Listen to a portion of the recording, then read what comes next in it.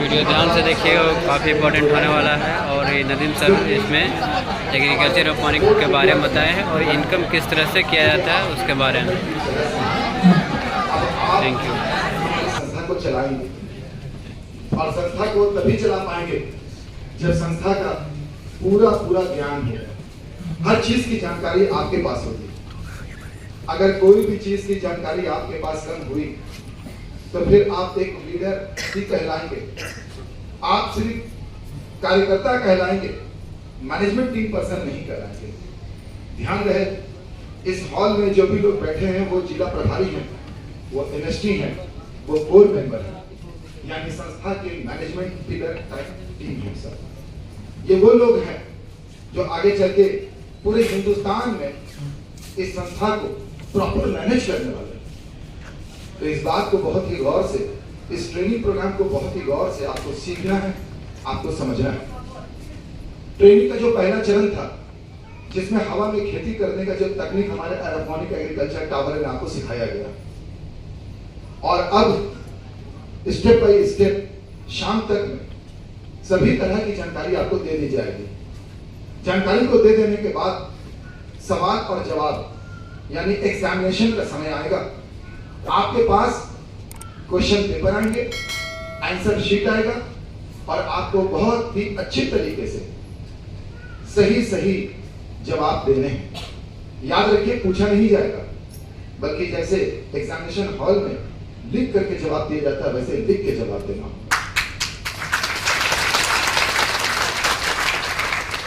तो इसे सेमिनार और कॉन्फ्रेंस समझने की भूल ना करें। ये प्रशिक्षण कार्यक्रम है, ट्रेनिंग प्रोग्राम। अब बात ये आती है कि भाई हम लोग जो पूरी जानकारी लेने जा रहे हैं, जो पूरी चीजों को समझने जा रहे हैं, इस पूरे कार्यक्रम में हम लोगों के पास अभी लंच टाइम में करीबन 45 मिनट का समय है, यानी 2:30 बजे लंच टाइम होगा, 2:30 से 3 बजे के बीच में लंच टाइम होगा। मैं इसमें इस पूरे कार्यक्रम में आगे की जो जानकारी देने जा रहा हूं, आप कृपया अपने पैर को नीचे उठाएं। इज रॉन्ग वे, प्रशिक्षण कार्यक्रम में ये डिसिप्लिन नहीं चलेगा। तो जो भी अब आगे की जो जानकारी आप लेने जा रहे हैं, जो समझने जा रहे हैं, इसे बहुत ही गौर से समझिएगा और इसमें मैं कृष्णा जी आपका सहयोग दूंगा। यानी आगे का जो प्रेजेंटेशन होगा वो प्रेजेंटेशन आपको देगा। ओके, तो चलिए चर्चा करते हैं कि आज हम लोग एनएसटी हैं, है कि नहीं है? एनएसटी बनने के लिए मुझे 1000 पिन लेने पड़े और ये 1000 पिन जब लिया तो इसके लिए 1.5 लाख रुपया देने भी पड़े। सही है ना भाई? और ये जो पैसे हैं ना, ये पता नहीं कितने लोगों ने तो कर्ज में उठाए, जहां तक मुझे पता है। सही है कि नहीं? कितनी हमारी बहनें ऐसी हैं जो अपने मायके से मंगवाई हैं, अपने भाई से या बाबूजी से कि जरा दीजिए ना, अपना ब्लॉक का प्रभारी बनेंगे, हमको इतना पैसा की जरूरत है। सही है कि नहीं? हालात ऐसा है कि हर कोई चाहते हैं कि हम एनएसटी बने, हम जिला प्रभारी बने, लेकिन हिसाब ऐसा है कि आज उनके वॉलेट में 1000 पिन है और वो 1000 पिन में हो सकता है किसी ने 10 या 20 पिन इस्तेमाल भी किया हो या 100 पिन इस्तेमाल किया, लेकिन कहीं ना कहीं आपके पैसे ब्लॉक हैं। मैं गलत हूं या सही हूं? आपके पैसे फंसे हुए। तो सबसे पहले मैनेजमेंट टीम क्या चाहिए, ऑर्गेनाइजेशन क्या चाहिए?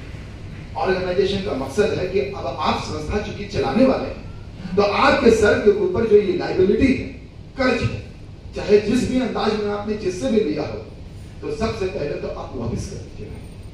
और ये वापस तभी होगा जब ये पिन आपका बहुत ही तेजी के साथ आने वाले 10-15 दिनों में, 20 दिनों में ये निकल जाए, जल्दी से निकल जाए। यानी लोग आपको 275 रुपया दे करके वो पिन खरीद ले। सीधी बात ये मैं ये बोल रहा हूं, लोग 275 रुपया दे के कहें कि भाई ये लो 275 रुपए, जल्दी से वो वाला पिन दो जो तुम्हारे पास है। ये पिन सभी एनएसटी के पास है, लेकिन ऐसा कौन सा तरीका होगा, ऐसा कौन सा तरतीब होगा, ऐसा कौन सा